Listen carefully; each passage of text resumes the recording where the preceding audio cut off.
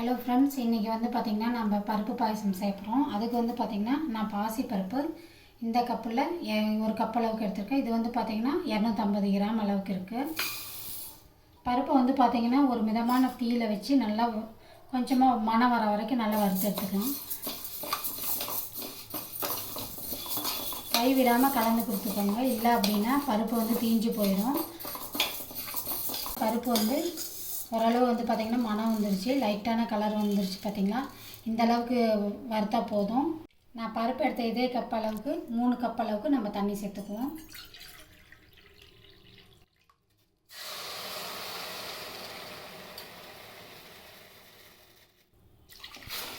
இதுக்கு வந்து பார்த்திங்கன்னா 3 கப்பு தண்ணி வந்து பார்த்திங்கன்னா கரெக்டாக இருக்கும்.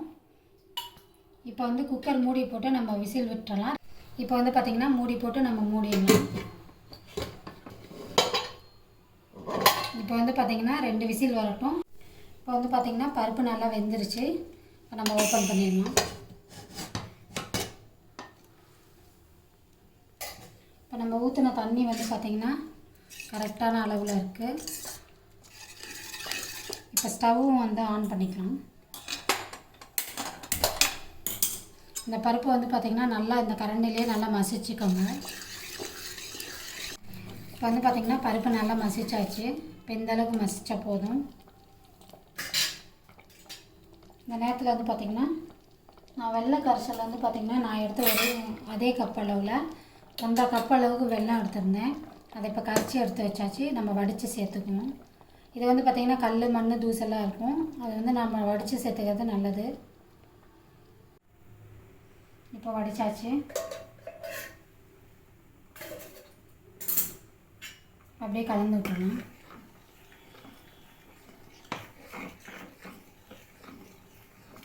நான் வந்து பார்த்திங்கன்னா தேங்காய் பால் எடுத்து வச்சுருக்கேன். இப்போ இந்த தேங்காய் பாலை இது கூடவே சேர்த்துக்கலாம். தேங்காய் பால் வந்து பார்த்திங்கன்னா உங்களுக்கு எந்த அளவுக்கு வேணுமோ அந்த அளவுக்கு நீங்கள் சேர்த்துக்கோங்க. நான் வந்து கொஞ்சம் ஜாஸ்தியாக தான் சேர்த்துக்குவேன். டேஸ்ட் ரொம்ப நல்லாயிருக்கும்.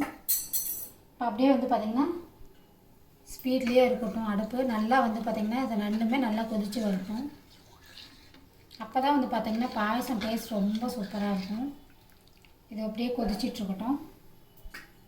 அதுக்குள்ளே வந்து பார்த்திங்கன்னா நான் வந்து முந்திரி திராட்சையை வறுத்துக்கிறேன். இப்போ வந்து பார்த்திங்கன்னா முந்திரி திராட்சை வறுத்து எடுத்துக்கலாம். அது கொஞ்சமாக பேனில் வந்து நெய் ஊற்றி வச்சுருக்கேன். முந்திரி வந்து பார்த்திங்கன்னா போட்டுக்குவோம். ஆமாம் போடுங்க, நல்லா போட்டிங்க முந்திரியை.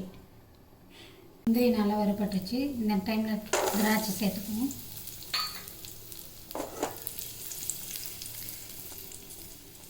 இந்த சூட்லேயே வந்து பார்த்திங்கன்னா அந்த திராட்சை நல்லா பொரிஞ்சு வந்துடும். நம்ம ஸ்டவ் அணைச்சிக்கலாம். பார்த்திங்கன்னா இதில் வந்து முந்திரி திராட்சை நம்ம எடுத்தாச்சு. இப்போ நான் வந்து முந்திரி திராட்சை வறுத்த அதே பேனில் கொஞ்சமாக நான் தேங்காய் வறுத்து எடுத்துக்க போகிறேன். நான் வந்து 2 ஸ்பூன் அளவுக்கு தேங்காய் வறுத்து வச்சுருக்கேன். இதை வந்து ஏன் நான் வறுத்து போடுறேன் அப்படின்னா, நம்ம அப்படியே போடும்போது நம்ம பாயசம் வந்து கெட்டு போயிடும். அதுக்காக நான் எப்போவுமே வந்து பார்த்திங்கன்னா நான் வறுத்து தான் சேர்த்துக்குவேன். இப்போ வறுத்த அந்த முந்திரி திராட்சையும் இதோடய சேர்த்துக்குவோம், நெய்யோடையும் சேர்த்துக்கணும். அது கூடயே வந்து பார்த்திங்கன்னா நம்ம வறுத்த இந்த தேங்காயும் சேர்த்துக்கணும். வாசனைக்காக நான் ஏலக்காய் தூள் சேர்த்துக்கிறேன். ஏலக்காய் தூள் வந்து பார்த்திங்கன்னா இந்த மாதிரி அந்த 1-2 நம்ம உடச்சி சேர்த்துக்குவோம். அப்போ தான் வந்து பார்த்திங்கன்னா அந்த பாயசம் ரொம்ப நல்ல மணமாக இருக்கும். அப்படியே ஒரு கலந்து விட்டுட்டு நல்லா இன்னும் ஒரு டைம் வந்து ஒரு கொதி வரட்டும். நம்ம ஸ்டவ் அணைச்சிக்கலாம். ஏலக்காவை உடைக்கக்கூடாது, தட்டணும். நம்ம பாயசம் வந்து பார்த்திங்கன்னா கொதி வந்துருச்சு. இப்போ நம்ம ஸ்டவ் அணைக்க போகிறோம். இப்போ பாயசம் வந்து பார்த்திங்கன்னா நான் இன்றைக்கி பாபாவுக்கு செஞ்சுருக்கேன். இன்றைக்கி வியாழக்கிழமைன்றதால. இப்போ நீங்களும் வந்து பார்த்திங்கன்னா உங்கள் வீட்டில் இதே போலவே பாயசம் செஞ்சுட்டு எனக்கு நல்லா இருக்கா அப்படின்றத எனக்கு மறக்காமல் கமெண்ட் பண்ணுங்கள். தேங்க்யூ.